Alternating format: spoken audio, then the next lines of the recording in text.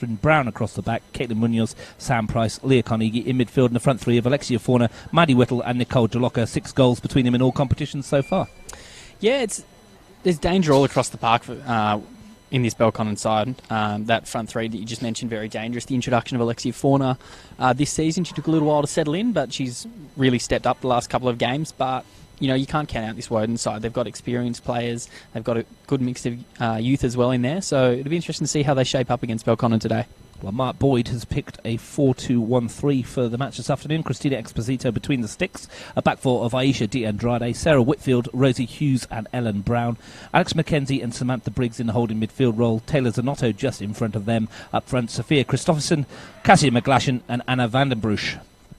Yeah, really a decent team on paper for Woden-Weston. As I said, they've been strong in different games this year. They had that 4-0 win over Gungahlin United in the Cup, where they really showed a depth of options up front. Well, we'll see who comes out on top this afternoon. Your referee is Aisha Strutt, Tom Wodzinski and Alexandra McKay on the line, and Belconnen United in their traditional light blue, attacking the clubhouse end. Early ball forward, looking for the run of Leah Carnegie, who's tried to get in behind, and that's a decent bit of defending early on from De Andrade. Carnegie, just an extra option, proving dangerous up front for Belconnen United. She scored a double last weekend in the big win over Tuggeranong United. So it really is just a lot of attacking options for Anthony Jagaranek today. There is Carnegie, but loose in midfield, and Fauna can't bring it in. It's perhaps a chance for Woden-Weston to come away with McKenzie striding forward, but Price is back. And that's picked up by Clark. A couple of changes to this Belconnen team today as well. We saw Michaela Day playing in the reserves. And I think that was a result of Antti Jagaric not being too happy with what he saw with his team last week, even though they came out on top 8-0 winners. So a big win last weekend, but speaking to Anne afterwards, he wasn't really happy with how they approached the game, I think, and the way they played through most of it. He felt that it could have been a much stronger performance, and as a result, he's made some changes. He has the depth that he can make those changes and make it clear to players that only the best is acceptable. Early chance here as the ball comes in. Fauna was there, real opportunity. Snuffed out by Exposito. Whittle made the charge down the right-hand flank, and her ball in was good. Danger's still not over. Belconnen starting on the front foot, and as I said, that Pike can't keep that in. Good early chance. Yeah, absolutely. They're looking dangerous down the flanks early, and that's just one point where they're so strong. It's a good job to save that one by Christine Esposito. She's been really important for them this season, as she was at Tuggeranong last season, where she kept them in a lot of games, maybe longer than they would have been otherwise. And so she's been a really good addition to this Woden-Weston side. Not struggling for goals in their last 3 matches in all competition. 19 of them for the Blue Devils, yet to concede in 3 league games and a cup match this season. Traditionally strong at the back. I believe they only had 6 goals against them as Nicole Jaloka goes forward here. Flag goes up. Lauren Keir's ball forward. Already only 3 league matches and 1 cup game into the season. Every single player on this park, with the exception of Keir and Brown, and obviously the goalkeeper, have scored. So it's a formidable looking squad again. They do have a challenge this year. Canberra FC have been banging in the goals for fun. Yeah, Nick Brozanic has assembled a really strong squad over at Deakin this season. He's got good depth, which was something that brought them undone a little bit last year when they suffered some injuries, but they really look strong and could definitely challenge Belconnen this season. You can watch them live on Bar TV Sports this evening against the Monaro Panthers at the Riverside Stadium. 5 o'clock kick-off that one in the Women's National Premier League. Or you can tune into the game at Hawker, Canberra United Academy versus Tuggeranong United. All WMPL matches live on Bar TV this season. Here's Brown. Finds Price. Whittle. Price again. Whittle's made the run to the left. It's in fact gone to Carnegie, who goes for goal and opens the scoring as early as the 4th minute. Brilliant chip, lovely move, incisive, and the Blue Devils take the lead. That's just a really classy finish from Leah Carnegie. There's not a lot that Esposito could do about that. She came off her line a tiny bit as the attackers reached forward, and it was just that really good ball from Price to breach that back line. And classy finish from Leah Carnegie. Keeper's done nothing wrong, really. She's come out to block it, and it's a super finish from Leah Carnegie, her 3rd league goal of the season. It's not taken the champions long to register their first of the afternoon, and not the start that Mark Boyd and his team would have wanted. No, McKellar's never an easy place to come and play. It's even harder when you go behind, that early. So it's a long battle back here from Woden-Weston, and they can't sit back too much now if they want to go for a result. Whitfield pushes that forward. Haven't really had much of a touch so far. That was McGlashan. Going to force her way through, and it might break here for Woden-Weston. An opportunity to attack the Belconnen defence. But Keir's back to snuff it out. Wants a free kick, not going to get one from Strutt, the referee. Wasn't much between the two in the reserve match before. Only a cracking goal from Kira Bobbin separating the two sides. Belconnen winning 1-0. She's on the bench today. Decent finish that, wasn't it?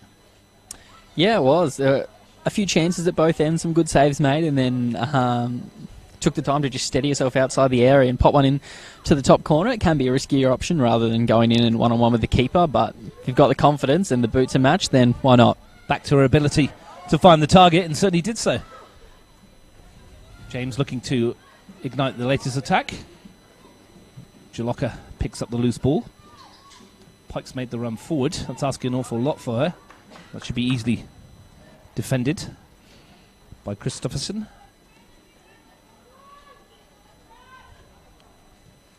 Brought into the side this afternoon, Sophia Christopherson, for Laura Croft, who was initially named. But it's fallen ill, I understand. There's Clark. Looks for Carnegie, the goal scorer, and she's got him behind again here. Chance perhaps to swing this into the area, but can't keep it in. Just ran away on this McKellar Park surface, which is looking in very good nick. It is. It's never really been a bad pitch. But considering the fact that it gets used for W League over summer, and it's got a lot of teams that play on it, it really is looking great. And speaking of pitches, we were out at the refurbished Riverside Stadium last weekend, which traditionally has been the bane of many of Canberra footballers' existence, but credit to Monero and the council out there. They've put a lot of work and some money into that, and it's looking really good. I injured my ankle quite badly out there one time, Dave. You'll be shocked to understand on that surface. Turf's not great around the bench area, is it, Russ? Oh, not back in those days, it wasn't, mate. Long time ago. Probably walking to get some water. It's Clark at the back. Speaking of surfaces, we're on the AstroTurf, I guess you'd call it, the synthetic field out at Melrose this afternoon. Woden-Weston FC versus Tigers in the Men's National Premier League. That kicks off at 3 o'clock. We'll keep you up to date with what's going on there as well. Meanwhile, Bronte Pike is getting forward for Belconnen. Fauna and Carnegie in the middle. Chance for her to send it into the penalty area. It's back to Jalocka. Looks to help it on its way. Fauna once more. Brown.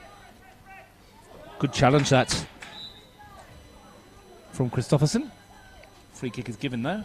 And a chance for Catherine Brown to maybe lift this into a danger area. The cultured left foot.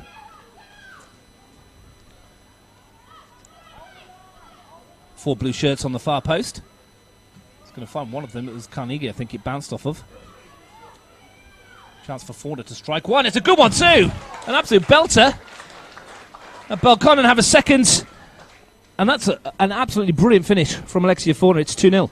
That's a great strike. We spoke before the addition of her to this side. She's only strengthened them. A very talented young player who's moved across from Olympic. But Christina Exposito looks positively furious with her defenders for the amount of time they allowed Alexia Fauna on the edge of the area. A player like that you really can't afford to give that much time and space to on the ball, and they've paid for it now. Thumping strike into the top corner, and 2 goals that the keeper could do nothing about.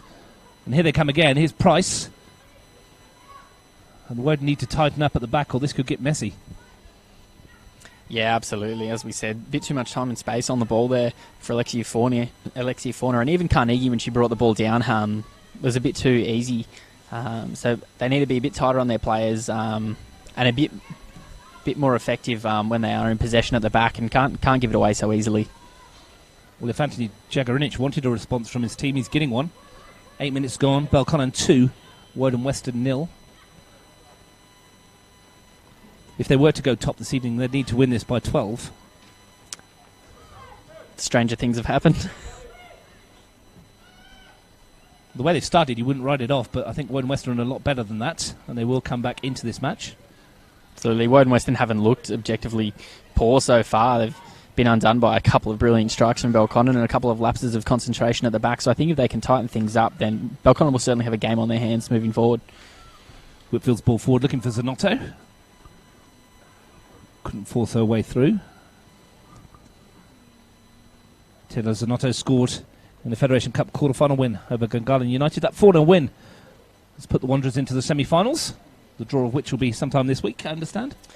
Yeah, it will be. And, there's going to be some interesting clashes in that semi-final matchup. As you mentioned, Woden looked so strong in that 4-0 win, basically all within the first half hour. They just blitzed Gungahlin to go ahead. So I think they'll be an interesting opponent for whoever they draw in the semi-finals. Yeah, Samantha Briggs, Anna van den Brush with 2, and Taylor Zanotto with the goal scorers in that 4-0 win over Gungahlin. They backed it up on the weekend and were leading 3-2 with minutes remaining, but Gungahlin snuck 2 late goals to win the match there. I don't know how much that's taken out of them, but they started a bit sluggishly today. Here's Brown to Clark. But it's early stages in the season, Dave, but with Canberra C, the Academy, and Belconnen looking very strong at the top, that spot for 4th, though, is still up for grabs, isn't it? There's 3 or 4, or possibly even 5 teams that will look at that and think we can make that the finals this year. Absolutely. It certainly seems maybe behind these top 2 or 3 to be quite an even competition this year. Woden-Weston even beat the Academy in round 1 to show that they've got the medal to hang around up the top. They've been no strangers to the top 4 of this competition the last couple of years. But nor have Gungahlin, and Diego Iglesias has a good group that maybe looks to be gelling out there up on the north side this year. So it'll be interesting to see come down the stretch. Brown is chasing this. Andrade was back there, and Brown had a little nibble at the ankles, and it's a free kick to Woden-Weston, who started the day in 5th. They go to Tuggeranong next week. Belconnen welcome Canberra Olympic here in round 6. Been the best start of the season for Olympic. 2 defeats, minus 16 goal difference. What better place to come and try and rectify that, though? Before that, they'll play Gungahlin at O'Connor tomorrow. It's an interesting one regarding the Olympics League form. They have struggled in the league, and then they came out so strong at Hawker the other week to demolish a Tuggeranong side that had just won their first game since 2017 in the league. So maybe that Olympic side is starting to put it together as well. Trying to find the consistency with these sides that Belconnen and Canberra C have shown for many years. Here's Whittle in the channel once more, looking to get this into the penalty area. It's a decent ball in, but defended quite well by Rosie Hughes, and it will be a corner. Opportunity for Belconnen to load the penalty area once more. I think it was Briggs tracing back maybe that got the block.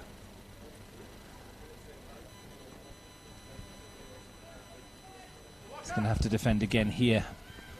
Jalocker's gone short. He's going to come to Fauna on the edge of the penalty area. She lines it up again, and this time is just over the crossbar. A lot of time and space there once more for Fauna, and that won't be pleasing Mark Boyd. No, it won't. It's an interesting, don't know if it was a set play, a little screen run by Nicole Jalocka just on there on the far side that stopped the defender getting out to the ball. There were a couple of protests, but looked to be legitimate if Jalocka had her eyes on the ball. I think that allowed a bit more time and space, but even so, when the ball makes the player at the top of the box, that you can't allow that much time and space, as we saw with the first 2 goals, Russ. I should be disappointed that once she's got it in that position, she's not hit the target, or at least made Exposito work. Get the feeling she'll get a couple more opportunities though before this one is done. Here's Price. McGlashan will chase. Winning runner, Cassia McGlashan.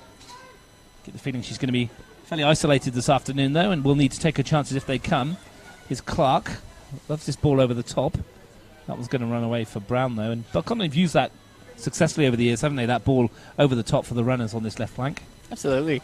And it's interesting seeing the way they've interchanged so far. Leah Carnegie was out on this left side earlier, and now she's pushed across to the far side. And Maddie Whittle and Catherine Brown are kind of working in a tandem down this near side. Catherine Brown chasing that one, and Maddie sitting back a little bit. So I think Woden aren't really sure what to expect. Clark wins a header. Munoz wins it in midfield. Looks to dink it through for Whittle, who's got goal side here. Maddie Whittle still going, and that was an important foot in by Whitfield. And the clearance from D'Andrade is completed, and Whittle almost got in there. And Munoz, who scored 5 goals in the Cup, yet to get off the mark in the league, though. Almost looking to create that opportunity. Here's Clark. lost out, and a chance for Woden-Weston to bring it forward. And it was Mackenzie who'd overrun the ball in the end. Does show, though, there are going to be chances occasionally for Woden to get out on that counter-attack, especially when they win those 50-50 balls or nick it off Belconnen going forward. For them, though, it's just going to be a case of making those chances count, which they just weren't able to do there with a bit of miscontrol. Clark looks to send Whittle away, and the flag stays down here. Maddie Whittle's got goal side. Real opportunity for Belconnen to make it 3. Whittle shapes up to shoot and easily rolls it in the corner. Incisive and deadly. Belconnen lead 3-0. That's just textbook from Maddie Whittle. She's so good at playing off the shoulder of the defender like that, and she did it to perfection there, staying on side and then just rolling clear as the ball was played through that inside channel. And with not a lot of cover, she's just able to bring it inside onto her favoured side and roll it past Esposito into the corner, who really hasn't been able to do a lot about the 3 goals that have gone past her so far. Never looked like missing once she got in her 4th goal of the season for Maddie Whittle. And Belconnen United, more than one hand on the 3 points, you'd say, already after 15 minutes. Yeah, absolutely. They look to be cruising so far, up 3-0. As I said, Woden need to make sure they take their chances when they get them. Haven't done a lot wrong, have they? And yet they're 3-0 down. As you mentioned, 3 really good goals.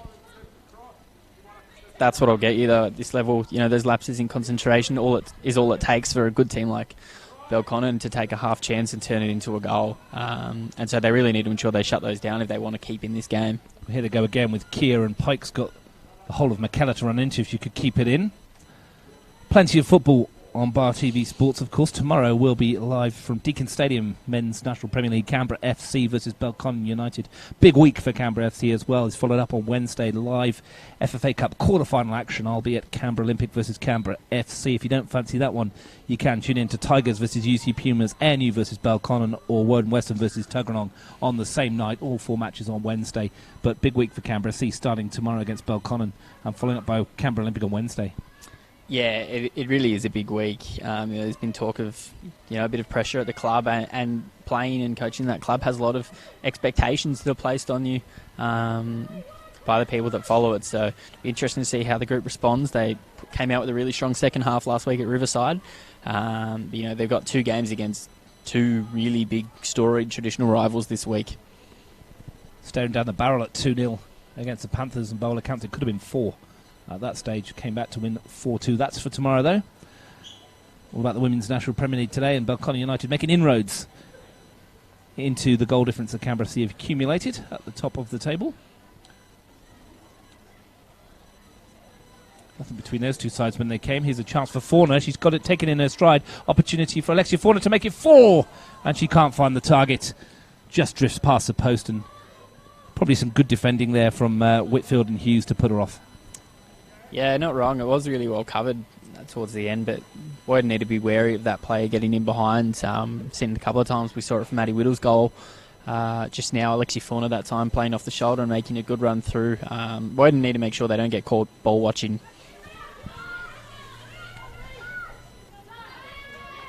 That was to Andrade trying to keep it in, but the pressure on her is forced to turn over again, and Brown will get us going once more. Carnegie, who opened the scoring. Brown again. Munoz. Now Keir. Clark. To switch it towards Pike's wing. She's going to get there, Bronte Pike, as well. Good first time ball into the area. It's drifting, and it's dropped in. A remarkable goal from Bronte Pike, and I'm not sure how much she knew about it. I think it was a cross. Exposito's misjudged it. It's dropped in. It's 4-0. I also think it was a cross, Russ. I think Christina Esposito maybe thought it was going to hit the side netting, and maybe went for it a bit too brazenly there. It's just dropped in over the top of her, and that's a real blow for Woden-Weston. Only 18, 19 minutes in and 4 goals You down. can see the wind at the top of those trees, Dave. Perhaps it got caught in that and swirled around. Either way, Bronte Pike has her 3rd of the season. Belconnen have 4, and who knows where this is going to end. Yeah, it can be easy for a side to put their heads down once they've conceded a few goals early. So Woden-Weston and Mark Boyd and Sarah West really need to make sure that their team Don't drop their heads, and keep pushing in this one. Well, let's hope they can stem the flow a little. Here's Munoz. No answer to the pace of Belconnen on the break at the moment, even if that one was a little bit fluky, let's say. Not quite Messi-esque. Fauna's away, though, again. Got in behind, but the flag goes up on this occasion. Would have been a tight one. Young Alexandra Mackay.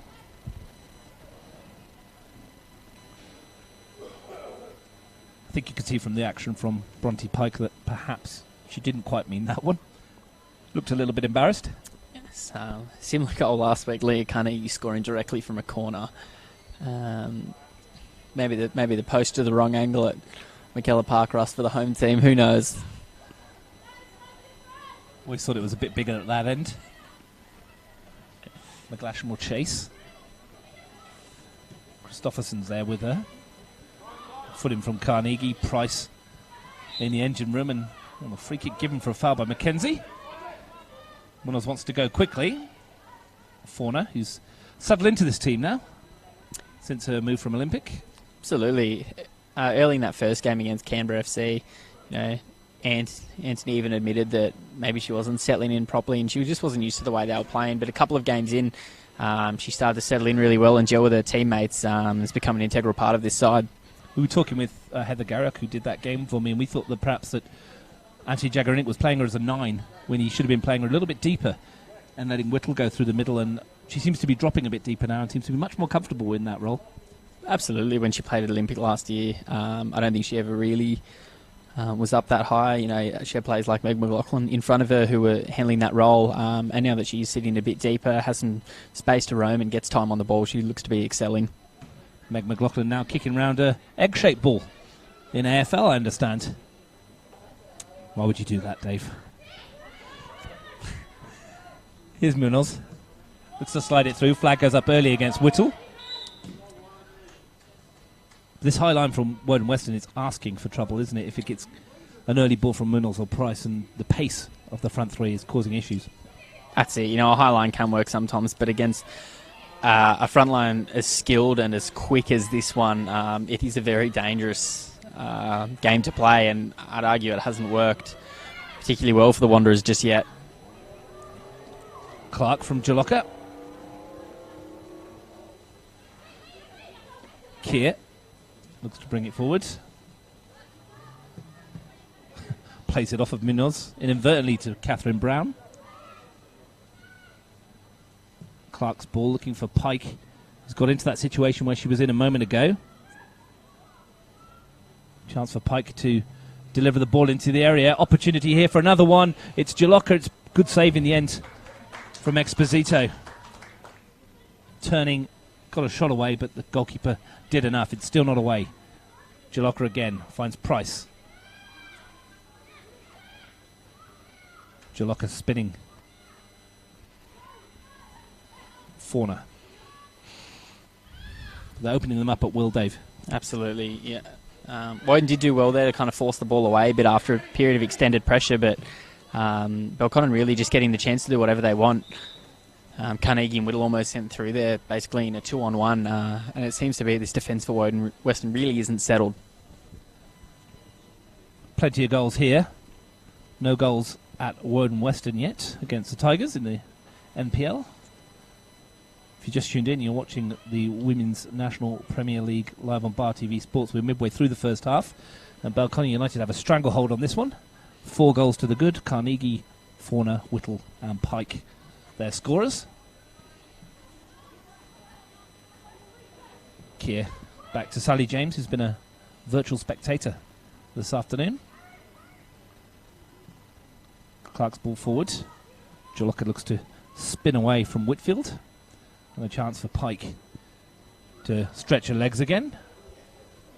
That's a good piece of defending in the end from Briggs to stop Pike in her tracks, but wins her team a throw. Well, I thought she did. In fact, it must have come back off of the midfielder. Jalocka. Chance again to lift this into the area.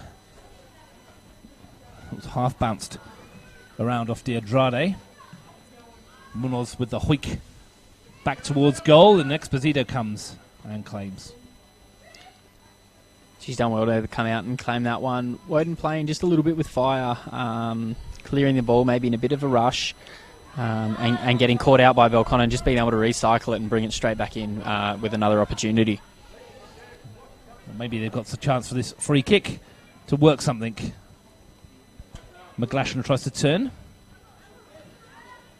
And it's come off of her, unfortunately, for those in red and black.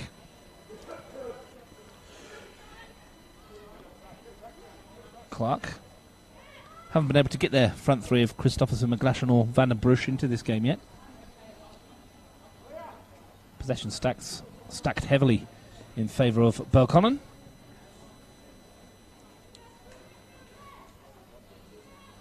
These two sides met 3 times last year. It was 3 Belconnen wins, 3-2, 5-0 and 4-0.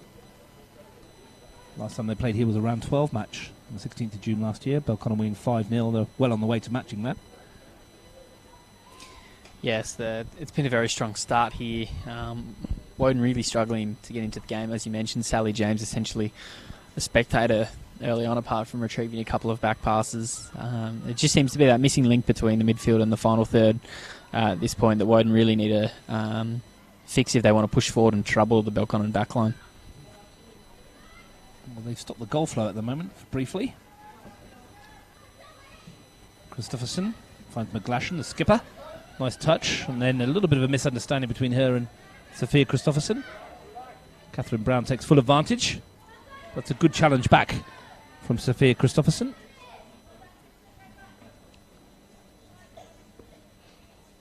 Everything that Woden have done has come down this side at the moment. Clark finds Keir. Whittle's touch. Keir again. There's a lot of space if they can find Jalocka through the middle here. She's on her bike chasing for it, and Esposito's come a long way. And did well, the goalkeeper. Munoz. She had a look with the keeper off her line for a moment. Brown. Christopherson. And that's asking Zanotto to chase, but Munoz is back there. Now, saw the keeper off a line, didn't she, Dave? Yeah, definitely had a glance up there to check whether it's something she could do. It's something we've seen before. Her and Karen Clark both have very solid boot on them. We've seen Karen Clark score some bombs, but yeah, a look for Munoz, but I think she decided it wasn't quite worth the attempt. That was Van den Broek's ball forwards. Came through the Canberra youth ranks. Scoring plenty of goals there.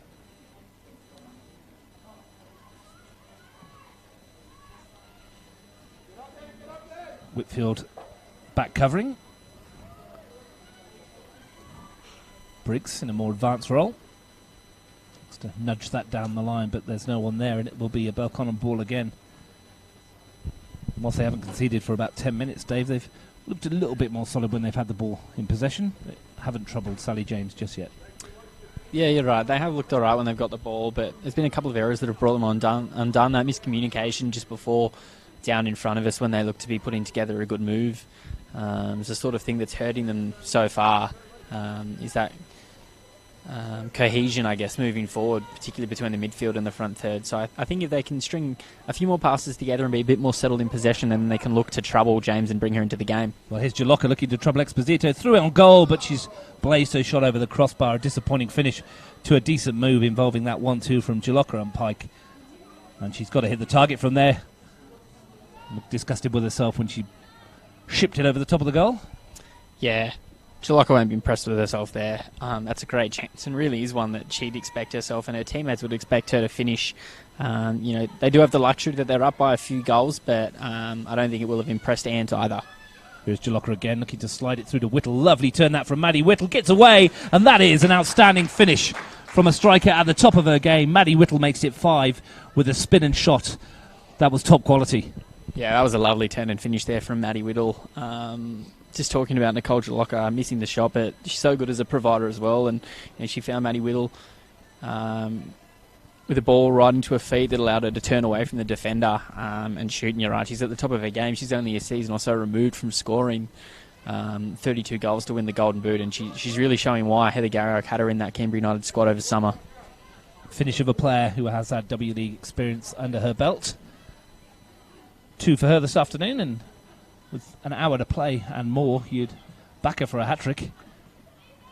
Here's Munoz, Carnegie, Jaloka shifting the ball early, and here's a chance again for Fauna through the middle. Leaves it for Whittle, who's away already. Is this the hat-trick for Maddie Whittle? In on goal. Can she finish? She can't, because Exposito has denied her with a decent save. Yeah, that's a good save from Christina there in goals. Again, Maddie Whittle proving so dangerous. Her pace off the shoulder of the defender. A couple of defenders got back. I think it was Sarah Whitfield got back to pressure her there, which was really important and stopped her coming too far inside. But a good save, but dangerous signs again for Woden-Weston. Their high line being carved apart by the quality of Munoz, Price and Carnegie, creating opportunities at will. Can they defend this corner? It's a flat delivery. It's not a good one either. It'll be a goal kick and a little bit of respite for the Wanderers. I think tactically, though, Dave, they perhaps need to shift this line back a bit or defend a bit deeper, because every time the ball goes through, there's runners in on goal, and it looks like it could be another to add to the tally. Yeah, this high line's bringing them undone a little bit in the way that it's made it so easy for Maddie Whittle and Alexia Fauna to get in behind. Obviously, sitting a bit deeper does invite some pressure. However, they've shown that they can defend the ball on the ground a lot better than they can deal with the forwards racing through and getting a head start. Briggs finds Zanotto. McKenzie. Nice turn, that. The ball towards Christopherson, who's got a bit of space here. Chance perhaps for Woden-Weston. McGlashan, the only one in the middle, and Christopherson looked for her early, but Brown defended well, not once but twice. But a little bit of hope there. And brightness for Woden-Weston. Good cover from Catherine Brown there, but a really good switch of play. Alex McKenzie across to Zanotto on the right. The ball held up beautifully in the breeze and sat really well. And I think if they can do more of that, quick switches of play while Belconnen are kind of setting up, then that will be important. The throw is going to be picked up by Munoz. There's a lot of space here for Whittle if she can find her, and she can, and it's 4-on-3 for Belconnen at the moment. Whittle has Jaloka ahead of her, looks to slide her through. Does well to get there, Nicole Jaloka, and she's stretching away from Whitfield. In on goal. Here's Jaloka, and she's pushed it wide. Another chance for Nicole Jaloka, goes begging, but once more, Belconnen swift and incisive on the break. That was so smooth from Belconnen, moving it out. Started with Caitlin Munoz bringing it out in a timely manner from the edge of the area, finds you Maddie Whittle, and then Maddie Whittle just turning and diving towards the defence, not giving them time to set up, and making them choose between watching the ball or keeping an eye on their player. Pike sends it forward to Carnegie. Finds Fauna. Again, that flat back four looks to be picked off again, and D'Andrade's in there to stop that happening. Christopherson, good firm challenge with Brown. Goes down under the challenge. No, says the referee. Here's Munoz. Ball towards Carnegie. Can't bring it in her stride, and that should be easy for Exposito. Just over half an hour gone here at McKellar Park. Belconnen United 5, Woden-Weston 0. Last time we checked over at Melrose in the MPL, it was Woden 0, Tigers 0 in the men's competition. Difficult ground to play at, that Melrose, for away teams. Belconnen United head there on Wednesday, I believe, for the Cup quarter-final. It's a cracker of a match, I think that one will be, as all four are looking likely to be, actually, in fact. Yeah, Southside Derby, the last team left in the competition, the Pumas, will play Tigers FC in their match. Be an interesting one. Aisha D'Andrade just looks to be struggling a little bit with her left leg at the moment in the Woden backline, which matched up against Maddie Whittle isn't exactly a great sign. So it'll be interesting to see how long she carries on for. Yeah, she was holding the back of it a moment ago. And you don't want to be having to stretch those hamstrings out, as you said, Dave, against the pace up front. So maybe not a change needed for Woden-Weston. Their bench includes Brianna Maguire, Alice Johansson-Cranfield, Jemima Miller-Carton, and the goalkeeper Lillian Gill.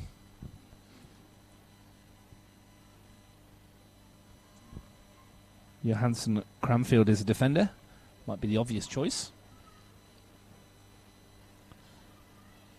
In the meantime, D'Andrade will struggle on with her highly fluorescent boots she's got there, the orange and the green.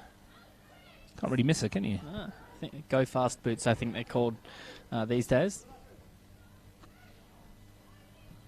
Clark's ball forward looking for Pike, and she's away here. If she can keep it in, she can't. It just drifts out of play. It's interesting to see Belconnen with the ball essentially playing play-to-play with Woden's backline. Maddie Whittle and Nicole Jalocca essentially marking a centre-back each and having Bronte Pike just ready to go up that far side, and it's working really well for them. Here goes Whittle again, looking to get away, bursting into the penalty area. Here's a chance for Whittle to make it 3 for her, and it's easy as you like. Strolls Ryan Exposito, a hat-trick for Maddie Whittle, 35 minutes gone, half a dozen for the Blue Devils.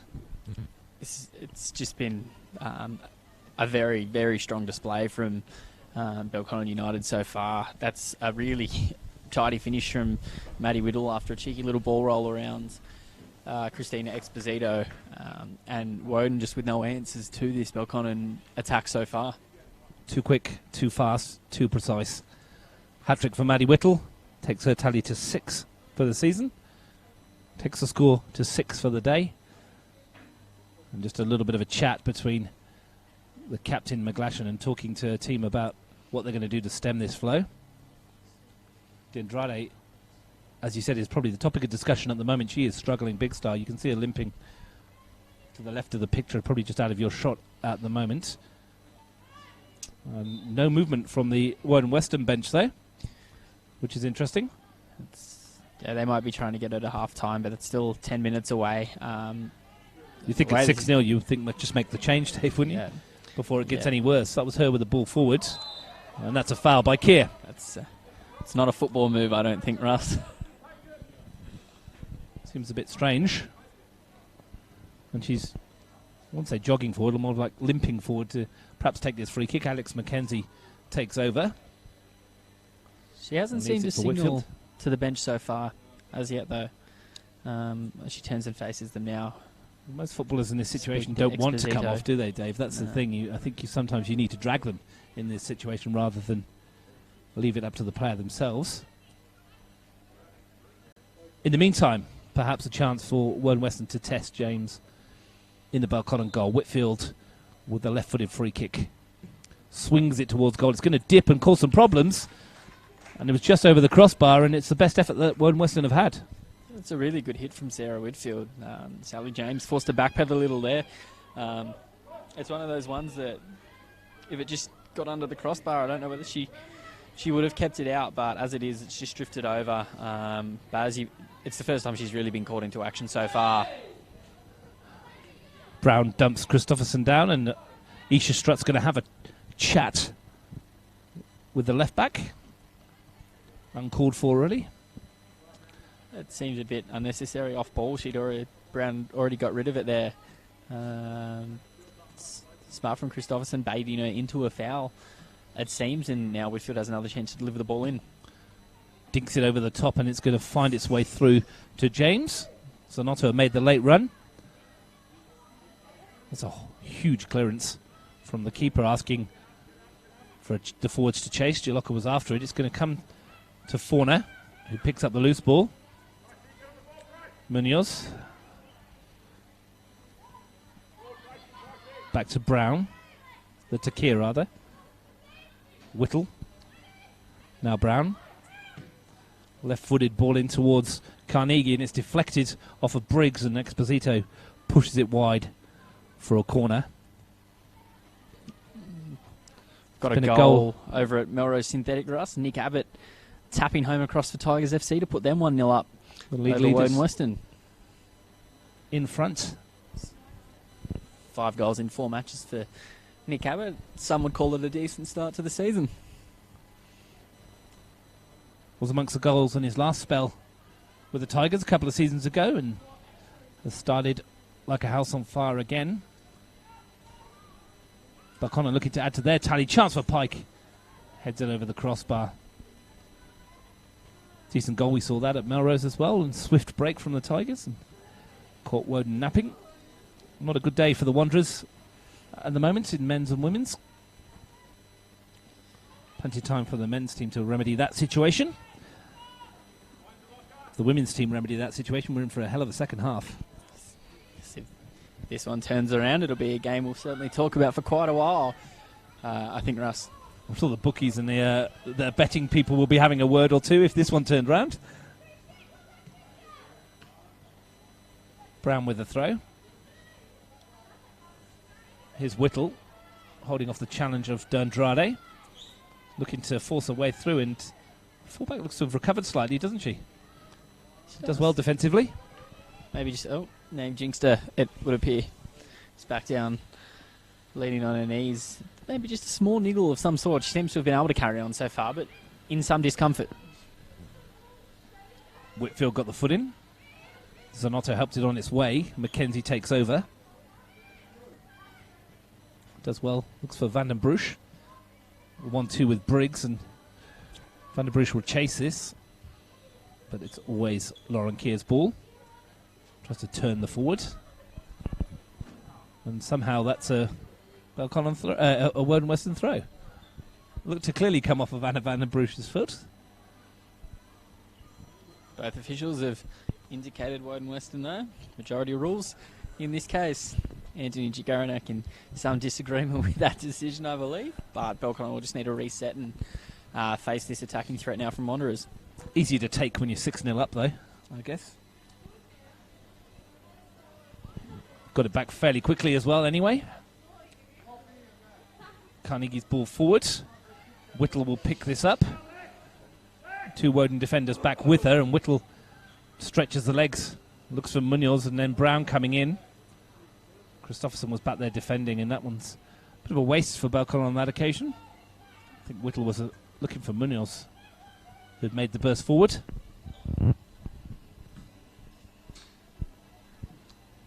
McGlashan will challenge with Keir.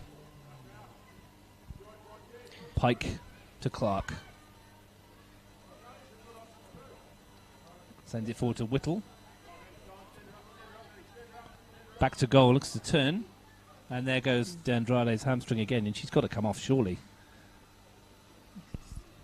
Holding the back of that leg, Dave, it seems quite negligent, to be honest. Struggling big style, and still no change. Mark Boyd is having a chat with his substitutes. It's him and Sarah West down there now having a conversation. Their first year in charge of the Wanderers' first grade side.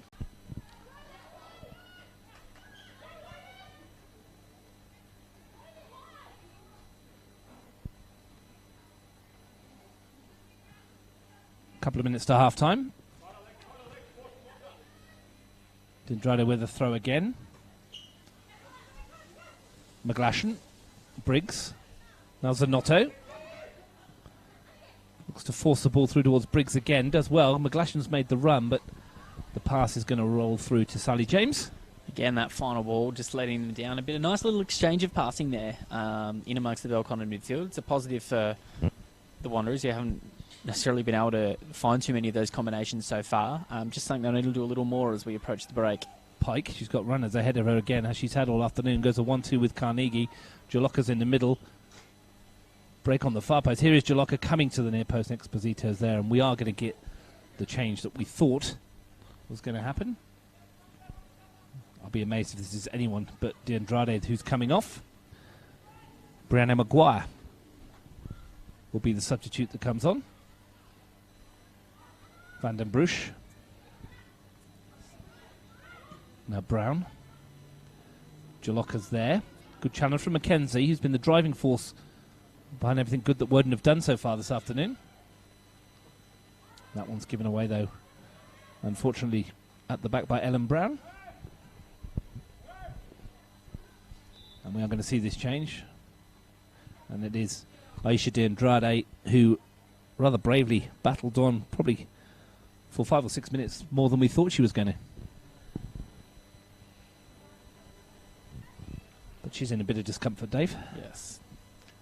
Doesn't seem to be the ideal end to the day for her. She collects a bib from Brianna Maguire and heads over to the bench with Sarah West. And is going to be attended to straight away by the physio. You'd think so as well, holding the back of the left hamstring. She's either pulled something or tweaked And better to get off and get a bit of a treatment. In the meantime, here's Whittle. She's been left one-on-one. Brown's running up outside her.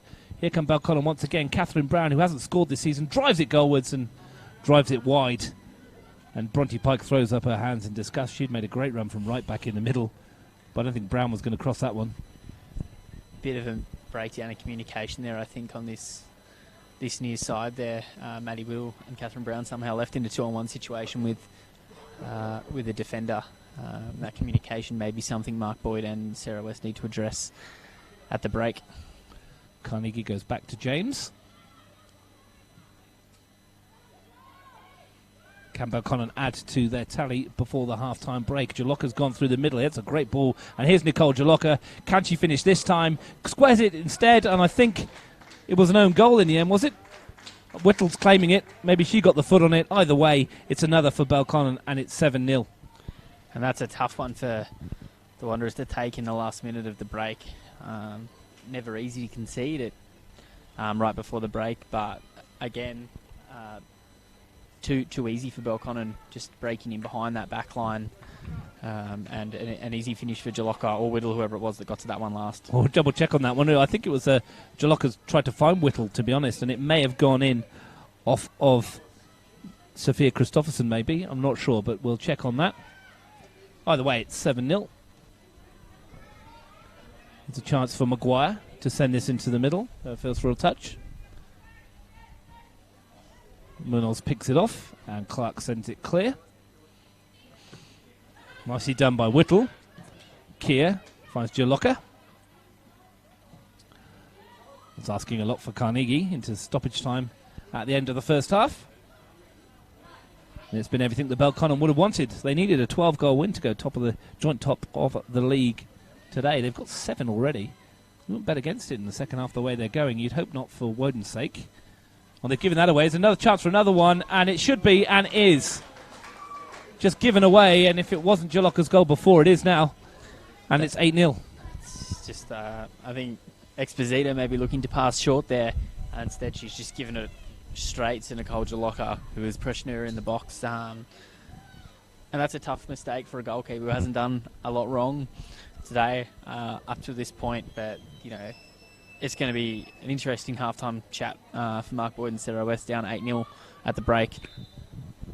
What do you do? It was the last kick of the half, and Belconnen United will go into the sheds very much in control, Dave. It's been one-way traffic from the start, and they've been ruthless when they've had the opportunities.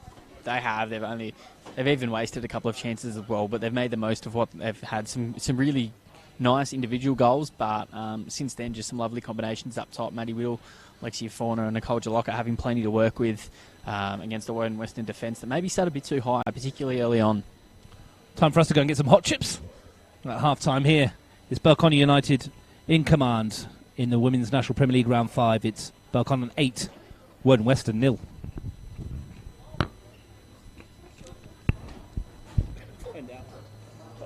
I'm going to find out who scored and then order some chips. Want some chips? Yeah. Love some. Hey? Yeah.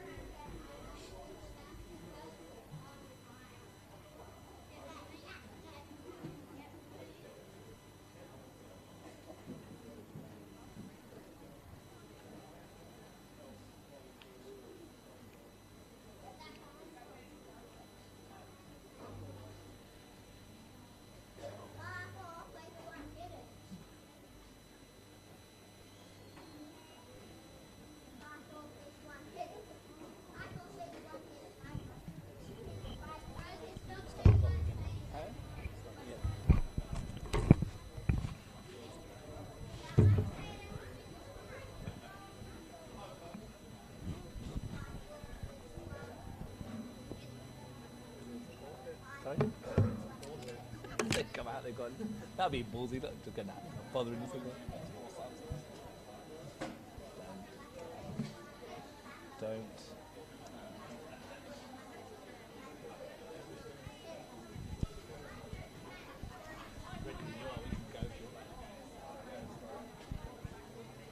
They must be out early, are they? So it's 1-0 to Tigers. Do you get the minute? Was it Abbott after 30 something? 26? 30? Here we go.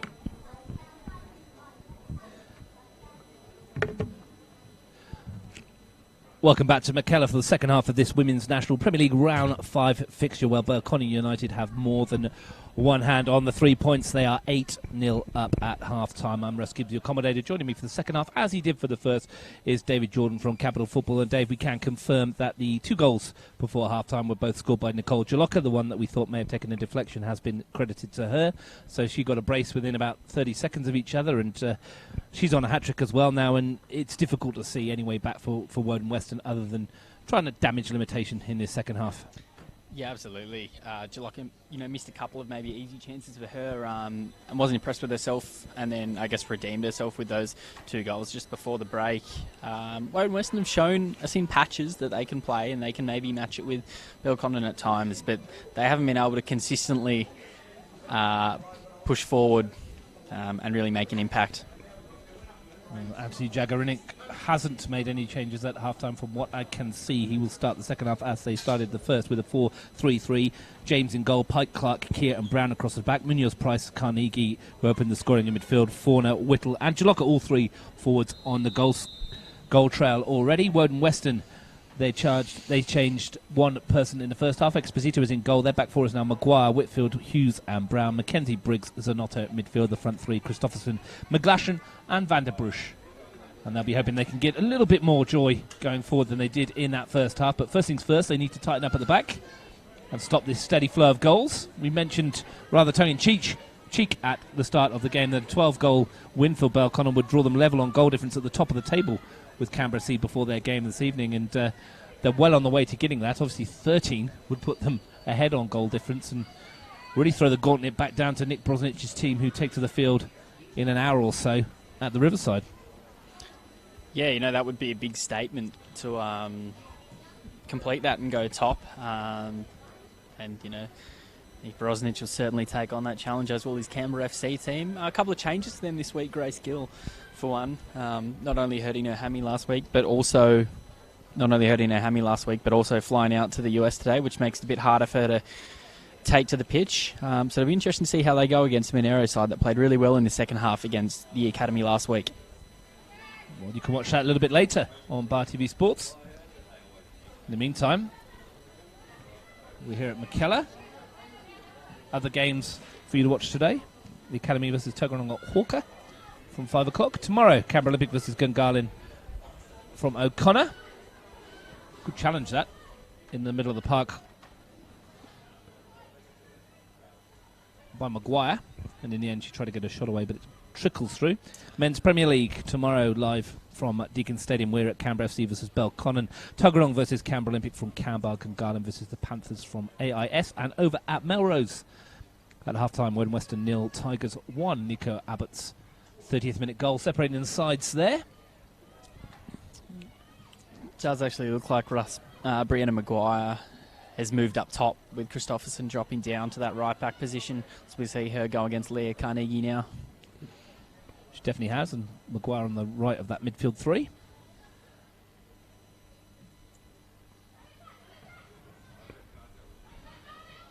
Flicked forward there from Brown. Picked up by Pike. Munoz on the turn. Fauna from deep. Now Clark. Pike, and took her eye off the ball. Good pressure from Anna van der Bruch. Brown with the throw. Pike wins it. Mackenzie. Pressure on her from both Whittle and Jalocka, and she does well, Mackenzie. She's been possibly Woden's best player today. Here she is again.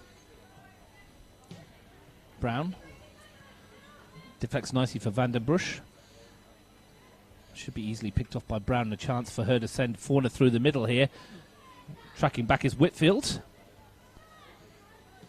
A frenetic start to this second half. It is a fast-paced start, and we know that Woden can come out of the blocks quick. The start to their game against Gungahlin last week was very quick. Both teams flew out of the blocks there. But for them, it's not so much trying to score. It's almost trying to manage the game at this point for Woden-Weston. Well, they've given away a free kick here, which Karen Clark will line up. Plenty of blue shirts, as you would expect, in and around the penalty area. Chance for Clark to drift this into a dangerous area. It's a good ball too, and it's going to drop in the area. Might come here for Whittle, who just slams it home. Her fourth of the afternoon. That was unfortunate for Woden, but Whittle reacted well. It's 9-0. Yeah, you know, we've seen Karen Clark be dangerous from positions like that. She can either drop it into the middle of the area and cause a bit of havoc, or go for goal herself.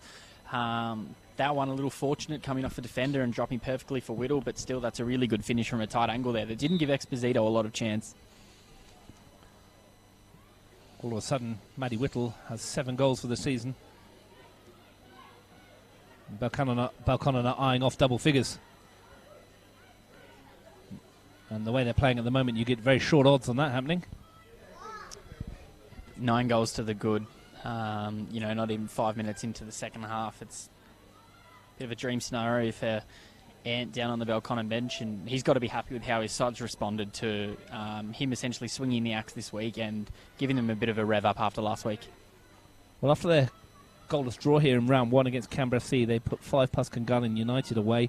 They beat the Academy 6-0 at Hawker in the Federation Cup, and 8 against Tuggeranong United in the last time out, and they've already got 9 here, and Whittle's off there looking for more. Fires it goalwards, and that's a great save from Exposito, diving to her right to push that past the post for a corner. Yeah, as you mentioned, a very good save. We spoke in the first half that she hasn't done a whole lot wrong, bar maybe an error for a couple of goals, but largely she's done really well, coming out strong to collect the ball, and that's just another really good save there to deny Whittle her 5th.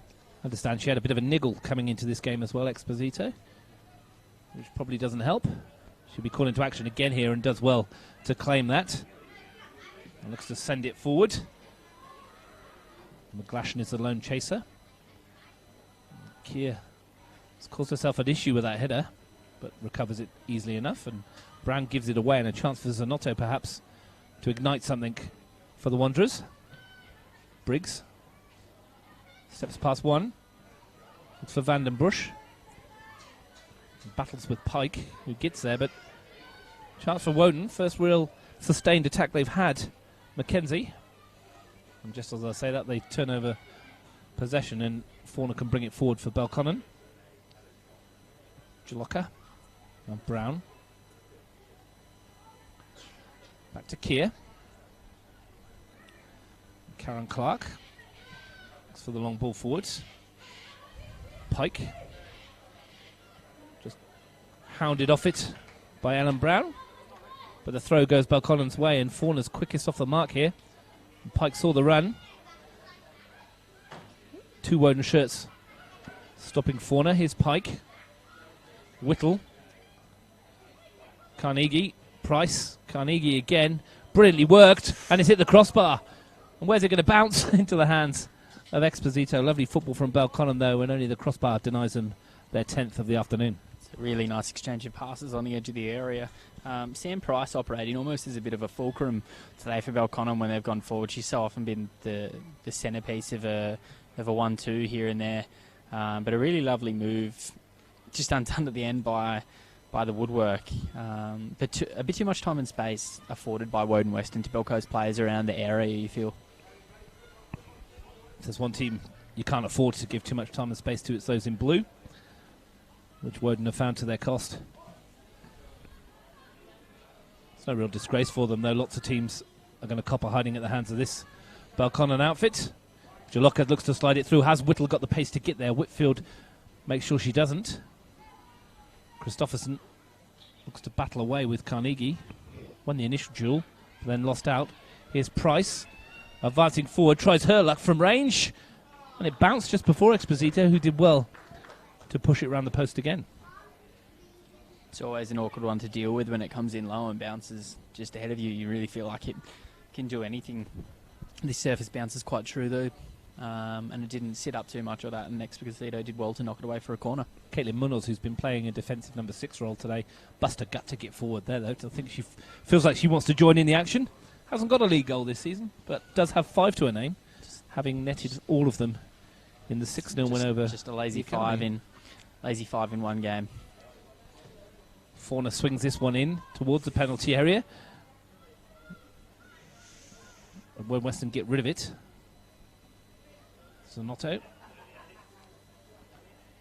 Need to be able to keep hold of the ball a bit. Now here's a chance, perhaps the opportunity if they can slide it through towards Mackenzie, who had made the run, but the deflection was kind. And here's a chance for Whittle in behind again here. She's got Price in the middle. She might go herself, Madeline Whittle. Instead finds Jaloka. Pike. Swings it through. Here's Kia. Now Catherine Brown on the left. Chance for her perhaps to swing it in. Carnegie's touch has taken her into the area, and Exposito's out well. And we said it was 1-0 at half-time over at Woden-Weston. I believe there may have been more action over there, Dave. Not wrong. Tigers scoring on the stroke of the break in injury time, but Woden taking only 8 seconds of second half action to pull one back. Goals all over the place in the Men's National Premier League. It's 2-1 to Tigers over Woden. Just the start to the second half that Woden-Weston needed in the NPL. And something that will make Gabby Wilk very cross. Haven't seen his side go 2-0 up in deep into first half stoppage time. Game on there, you'd say? Yeah, absolutely. 8 seconds into the half. Woden getting on the board through Alex Ollery-Egby. A quick move forward. As you say, Gabby Walker will be very, very unimpressed with his side opening the second stanza in that manner. We've just seen the goal. You won't be able to see it at home, but you can if you check on to the Capital Football pages. It just goes to show that if they go straight, you go straight from the kickoff, Dave. Not many teams do that these days. They go backwards to go forwards, but literally they went straight from the kickoff. And Ollery-Egby and I think it was Martin Deng exchanging passes for this forward to finish well. Here's a chance for Woden-Weston, but James denies them. Yeah, Tigers caught off guard there, absolutely, by Alex Ollery-Egby just charging forward from kickoff. Lovely turn that from Fauna, but Whitfield, who stood strong so far in the second half. Maguire comes infield to Briggs. And she can't quite force that one through, but it's been a little bit better from Woden-Weston since they conceded fairly early in the second half to Madeline Whittle. Yeah, better signs. They may be having a bit more of the ball, it feels, this half, able to play a bit more into their attacking half than Belconnen allowed in the first 45 minutes, and that's showing a probing through ball there. Sally James being forced into a collect a couple of moments ago. So just applying a bit of pressure now here, the visitors.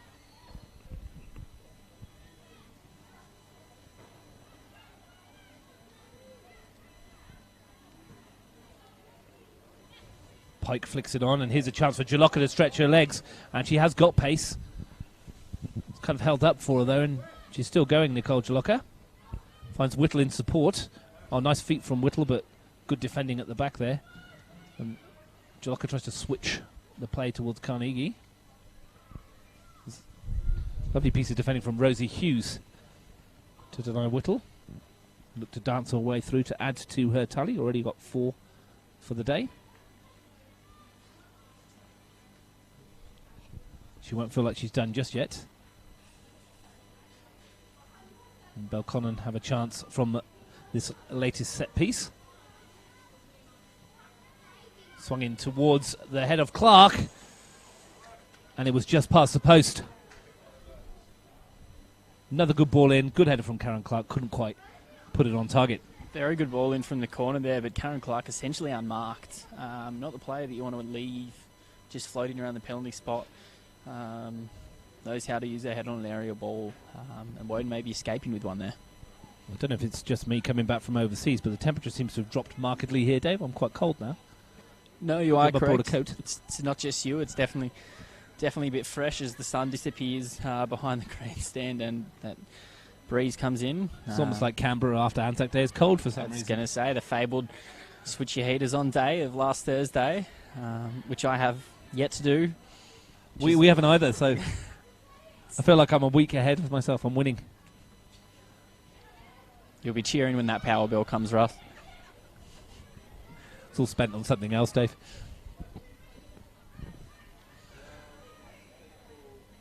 Pike has it for Belconnen. Looks for Jalocca, looks to play her back in. She's going to get there after a fashion. Here's Price again. Looking to squeeze that one through. Clark. Nice ball down the line, and here's a chance for Brown, perhaps, to advance into the penalty area and pick out a cross. The ball's got stuck under her feet, but she's done well to swing it in there. Might fall for Whittle again. Brown did well to bring it away, but they've turned over possession again. Munoz challenging with Vandenbruch. And Woden come away with it with Zanotto. Steps away from Fauna and does really well with 3 Belconnen shirts around her to keep possession. Blue Devils warming up Kira Bobbin, who scored the match winner in the match before this one. 1-0 to the Blue Devils in that. Slightly easier time of it in the Premier League grade at the moment. Munoz.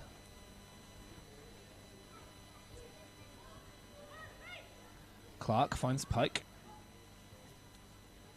Price. Kier. Munoz. Keep ball for Belconnen. Half an hour to go. Price's touch. Whittle is off to the races once more, but Whitfield was there. Price picks it up. Looks for Whittle, but once again, good defence from Sarah Whitfield, who's been very, very good today. She's gone on a run forward. Gets it back from Samantha Briggs. And that's come off the heels of Vandenbruch. He's been a willing runner. She's not giving this one up either and forcing Lauren Keir backwards to come forwards. They've done a much better job of pinning Belconnen back a little bit this half and giving themselves a much better chance at stealing a ball in an advantageous position. That's not a great ball across the middle of the park, though. Yeah, Ellen Brown's given that one away, and now she's asked to recover the run as Whittle is chasing, and she does well.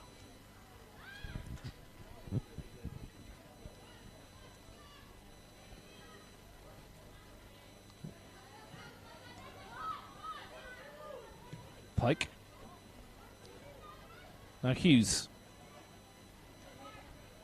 steps inside nicely. Vandenbruch looks to take on Pike, but that's a good piece of defending. And we're going to see a change for Belconnen.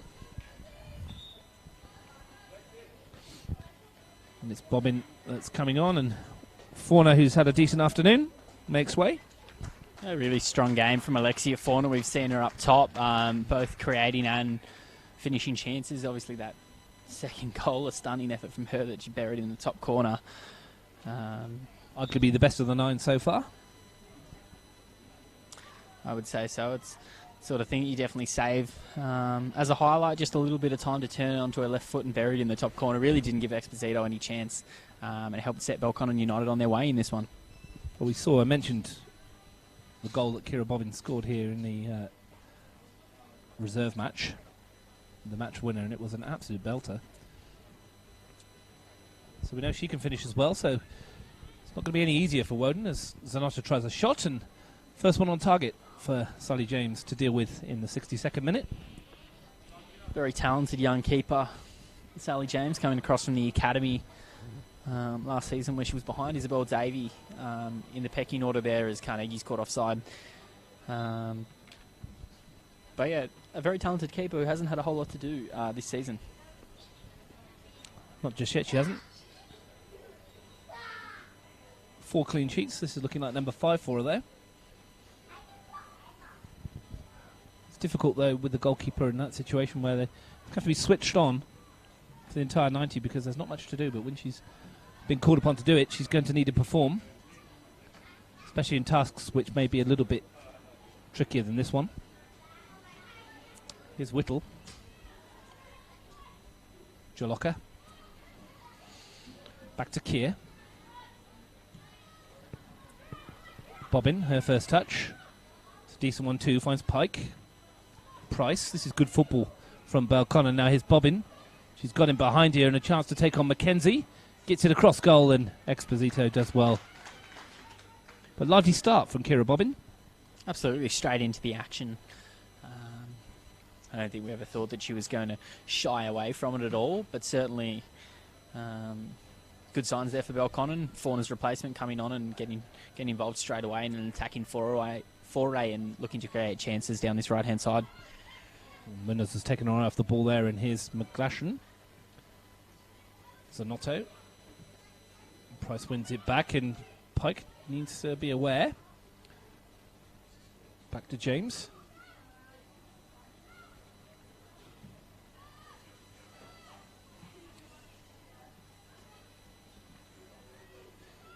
Here's Zanotto again. Well, since they went 9-0 up, Belconnen have gone off the ball slightly in terms of their attacking prowess. Another shot comes in, and that's forced to save from James. Zanotto again. It's still not over, and that was a good effort from Taylor Zanotto. And it forced a real save from Sally James. She's looked dangerous the last couple of minutes. Zanotto, it almost looked like Sally James wasn't expecting that, whether she was expecting Zanotto to drop it in as a cross instead, but she got down to it, but it bounced out of her grasp, and all it needed. It's a decent effort, that, from Mackenzie. Always swirling away from goal, but had James worried for a moment, and Woden-Weston coming into this match a little bit as the game ticks on.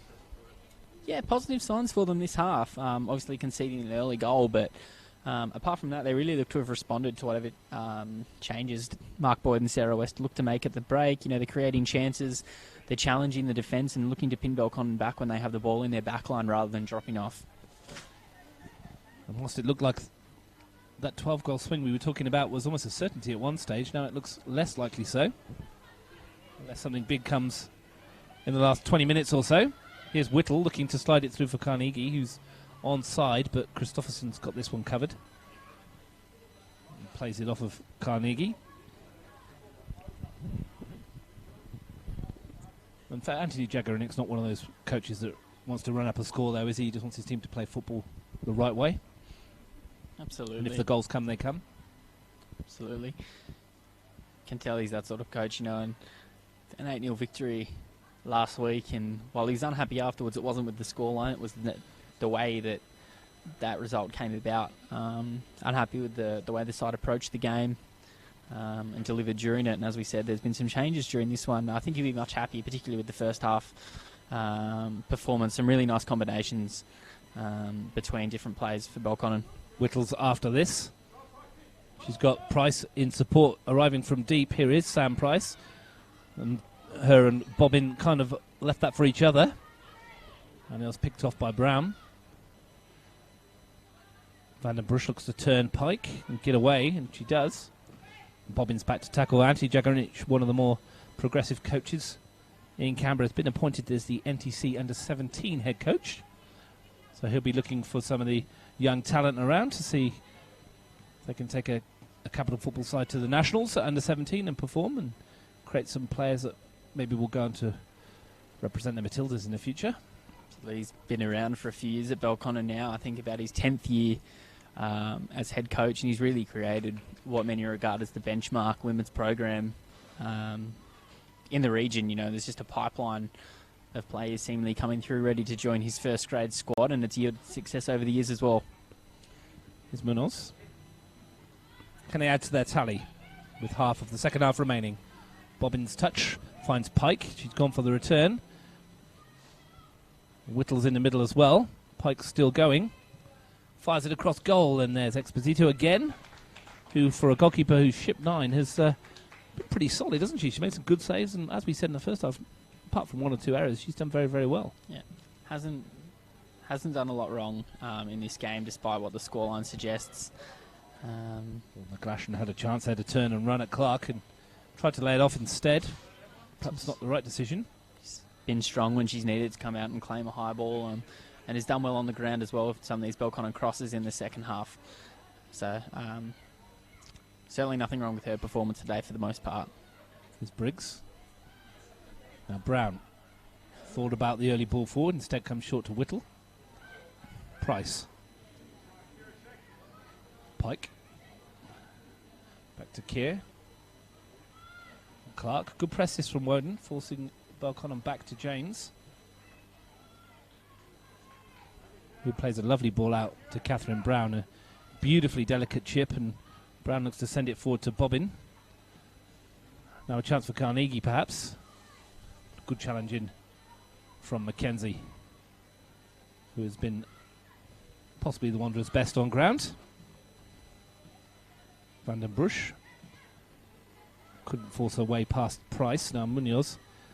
Jaloka. Runners ahead. Bobbin's one of them. She's peeled away to the right and stayed on side. Can she pick out a blue shirt? Whittle's arriving, but that's going to be too deep for her. The 4-goal striker will go and chase, though, to keep it in play. Finds Carnegie. Shot from distance, but always dipping too late to trouble Exposito. Yeah, Kira Bobbin's been busy early on in her stint down this right-hand side. Belconnen getting her involved quite a lot, and you can see why. She's swung in a couple of good crosses so far that have caused Exposito to come out and claim. That one had a little bit too much on it, but good signs for another youngster. Into the final 20 minutes of the match, plus stoppage time. Pike wins the header. Price finds Bobbin. Ran into the defence rather than giving the shot away. Now here's McGlashan. Can she force something at the other end? The chase is on for Maguire, the substitute. Finds McGlashan. Immediately Lauren Keir forces her to go backwards. And she's won herself a free kick. Challenged by Nicole Jaloka, and a chance for Woden to get some players into the penalty area here. And maybe an opportunity for them to test Sally James again. We saw Sarah Whitfield deliver a really good ball in down the other end. It doesn't look like it'll be her standing over this one. She's going to get in the box and get in the area, maybe on the receiving end instead. But yeah, definitely a chance for Woden-Weston to pose a few questions of the Belconnen backline here. She's left it for the skipper, who might fancy a shot from here. From that angle. We'll see. If not, she does have targets. As you said, Whitfield's in there. Van der Bruch on the far post. Zanotto on the penalty spot. Here's McGlashan. Fires it at goal. And James needs to be behind it. Jaggerich barking instructions. She wants Sally James to go early to find Carnegie. Tried to bring it down. It was a difficult one for her to control. Hughes. Brown. Hughes once more.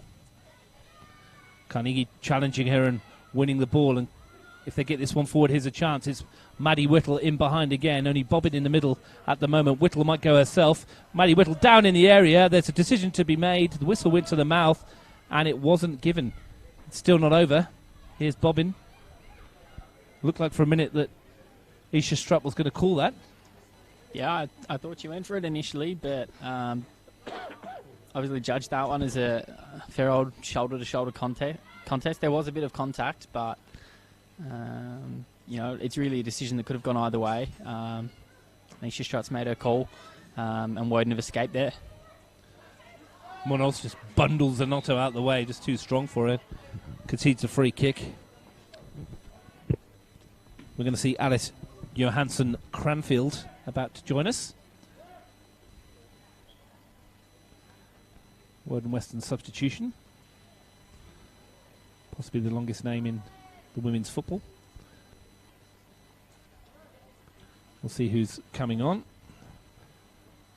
What we have seen is another goal at Melrose. I think it's Nico Abbott on target once again for the Tigers to put them 3-1 up. Is that right, Dave? Nico Abbott heading home from, it looked like a Dimitri Paraskos cross there. 65 minutes played at Melrose Synthetic, and Tigers winning the battle of the undefeated sides, leading 3-1 over Woden-Weston just inside the final half hour. So Alice Johansson-Cranfield's come on here for Rosie Hughes, and will slot into the defence.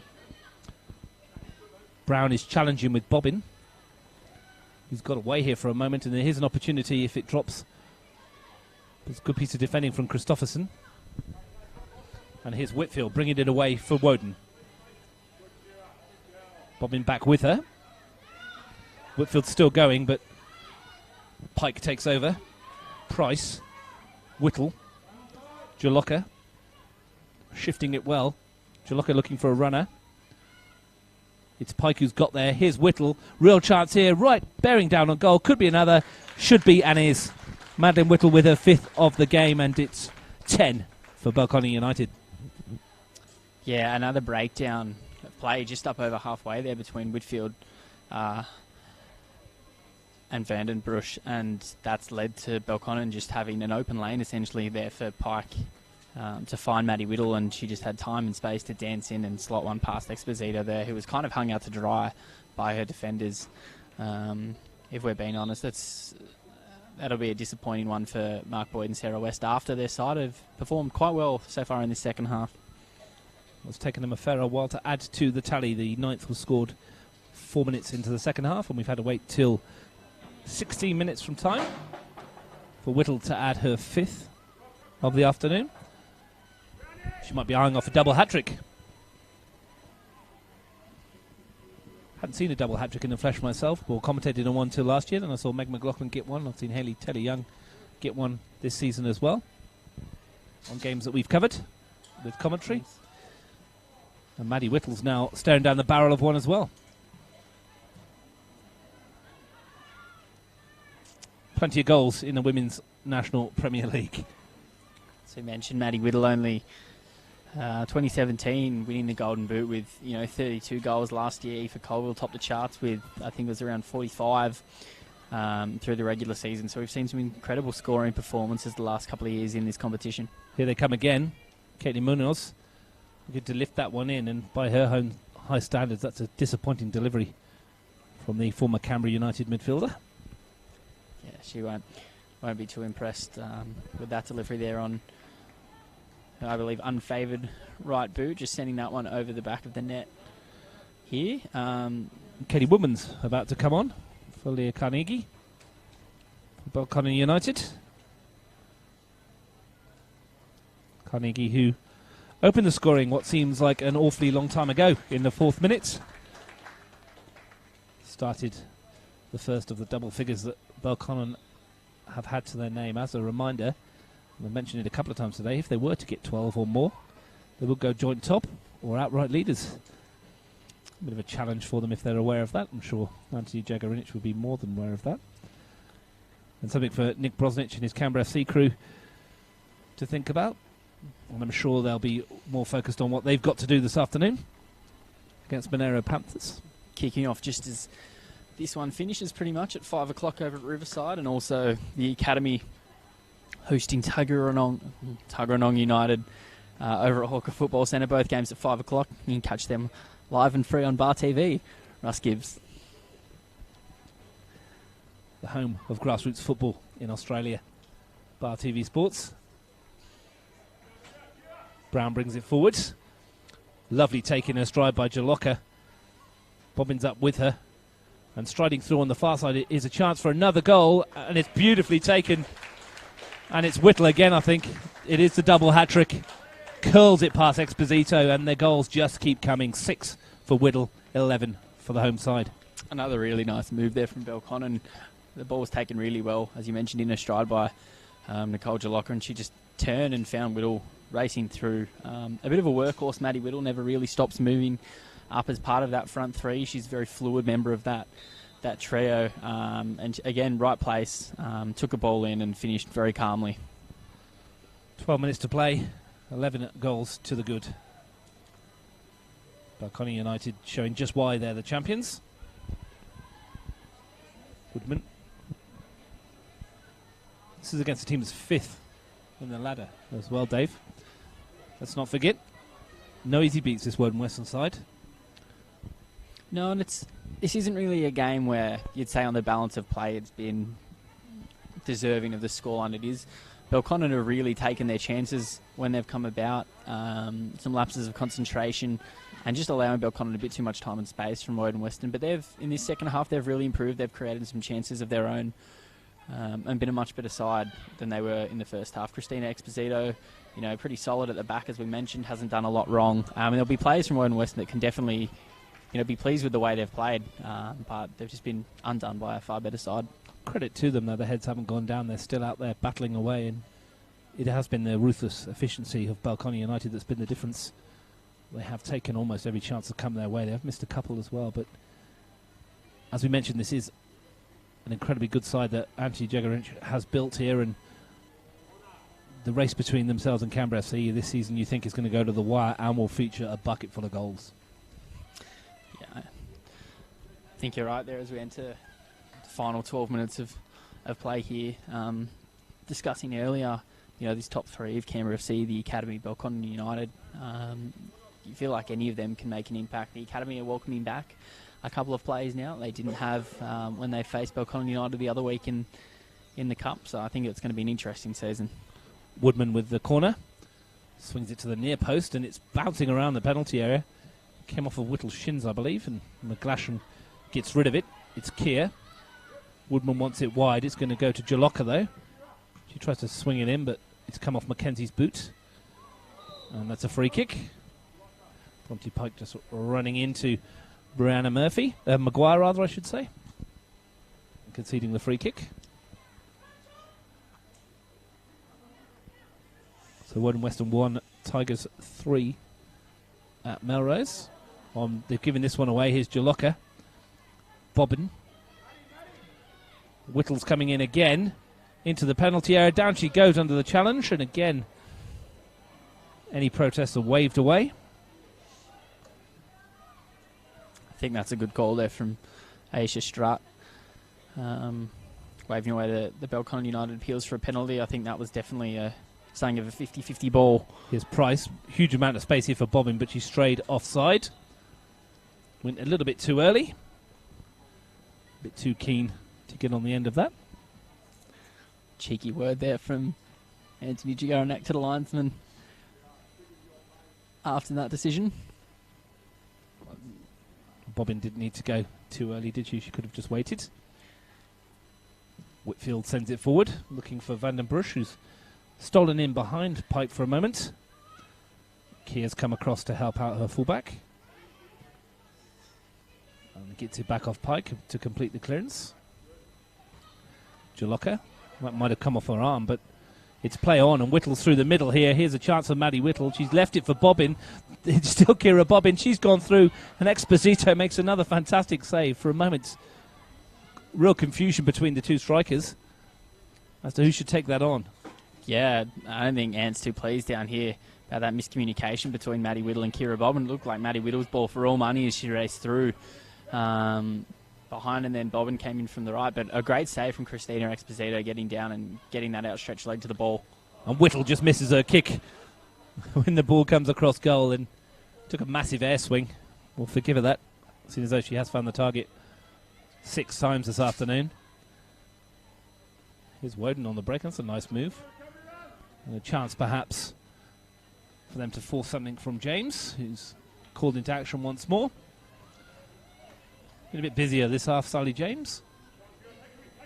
Looks to get this to Bobbin, who's touched Franz Munoz. Whittle's away again, and the flag goes up against Maddie Whittle. That must have been tight. But Tom Wodzinski flags her. And denies Belconnen what would have been their 12th of the afternoon. That would have put them back level on goal difference. Still plenty of time for them to do that, though. We've got about 8 minutes or so to play.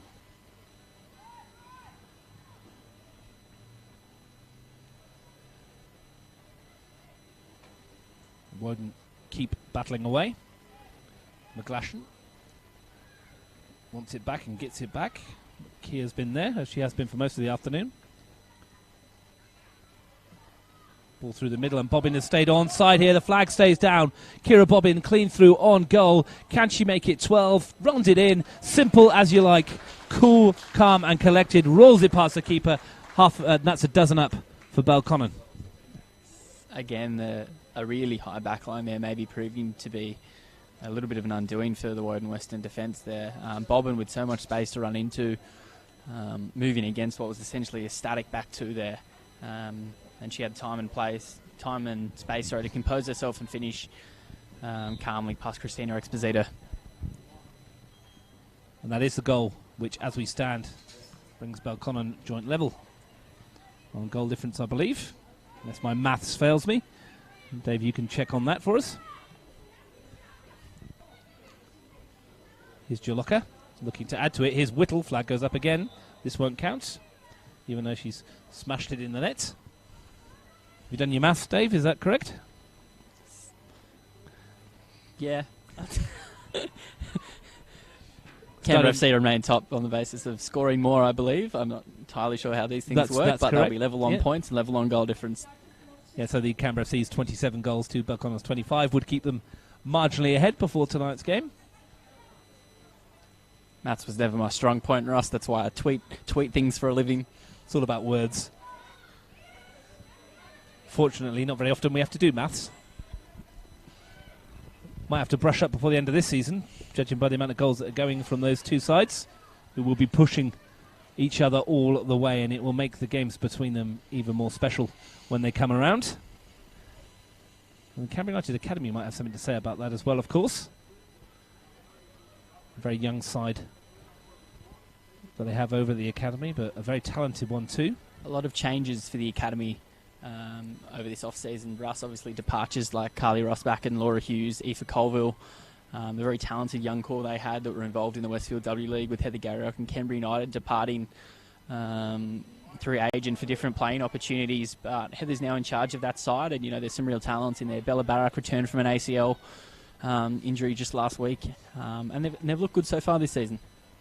Back at the start of a new cycle, really, for the academy and the youngsters, the older players moving on to pastures new and further in their career. And hopefully we'll see some of those players that you mentioned gracing the gold of the Matildas further down the track.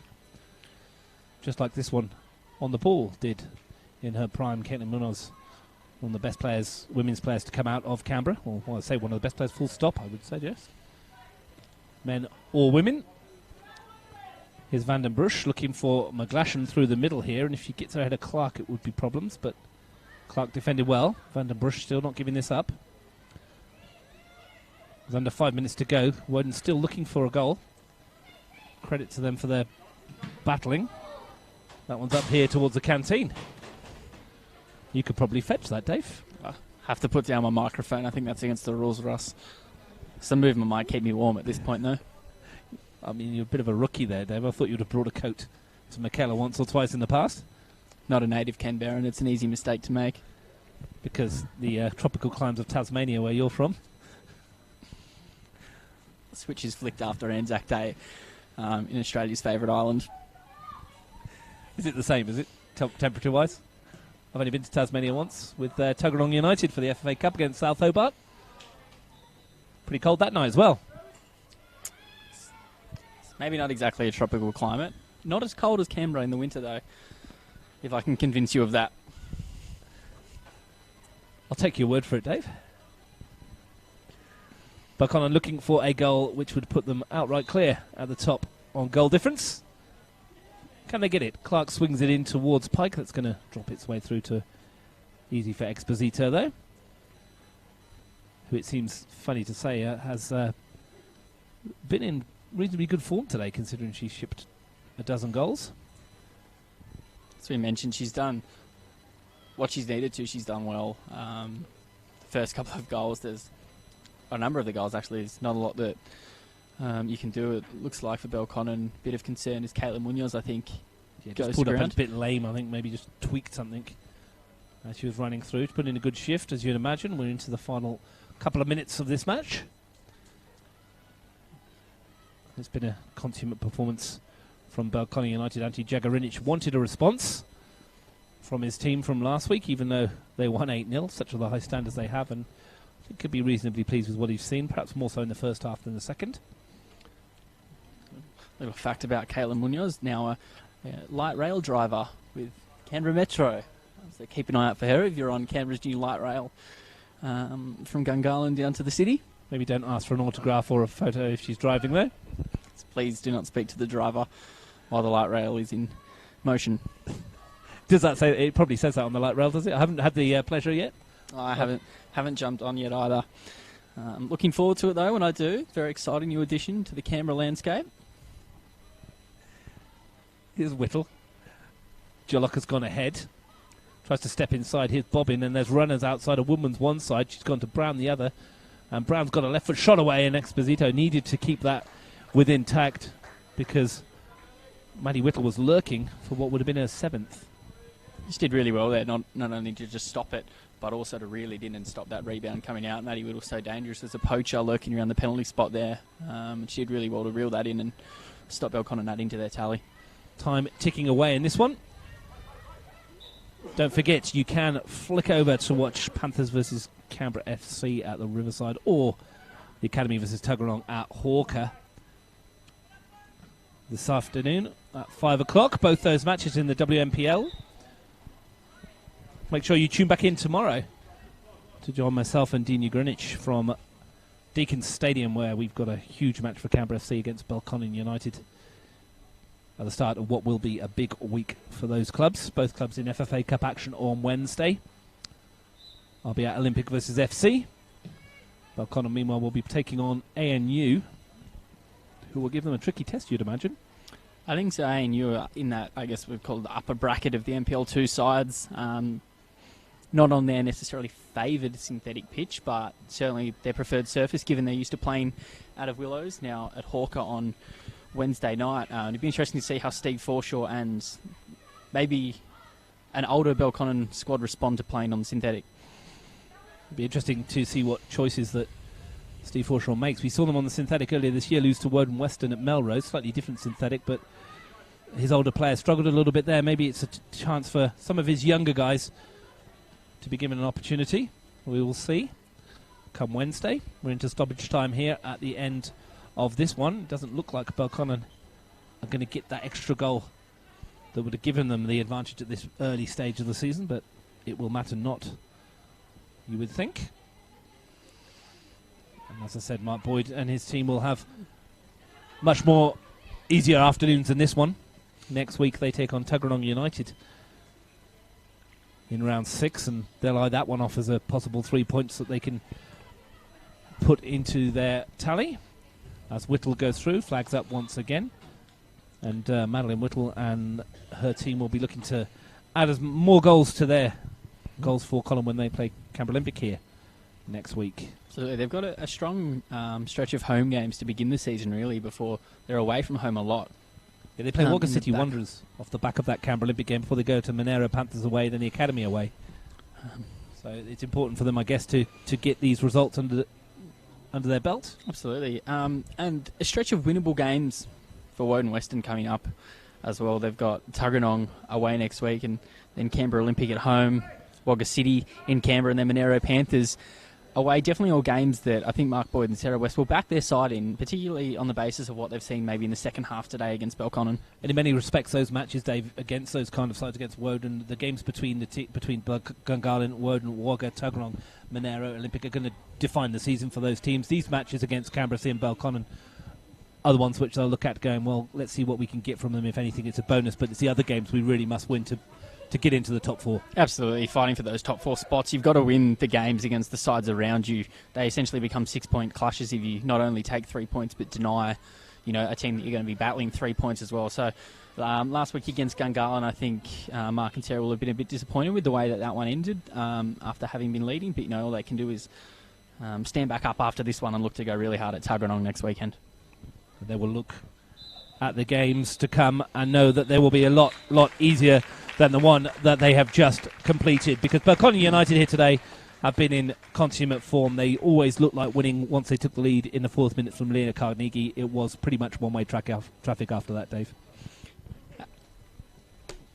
Absolutely. A really strong start, some good individual goals, and then just a really a really fluid team performance. We saw some really nice combination play up front for Belconnen. They really seemed to hit their straps today. I guess Woden a far better side than they were in the first half. In the second 45, maybe just not able to string together enough chances to really challenge Sally James in goal, though. Thanks for your company, Dave. We'll catch you up in the week as well. Here, though, it's been Belconnen United. It's been all about them, and it's been all about Maddie Whittle with 6 goals to her name. A couple from Nicole Jaloka, Alexia Fauna, Bronte Pike, Leah Carnegie, and Kira Bobbin rounding off the afternoon. It's been 3 points for Belconnen United. It's been 12 goals that takes them joint level at the top of the table before this evening's games. Hope you've enjoyed the coverage on Bar TV Sports and McKellar Park. It finished Belconnen United 12, Woden-Weston 0.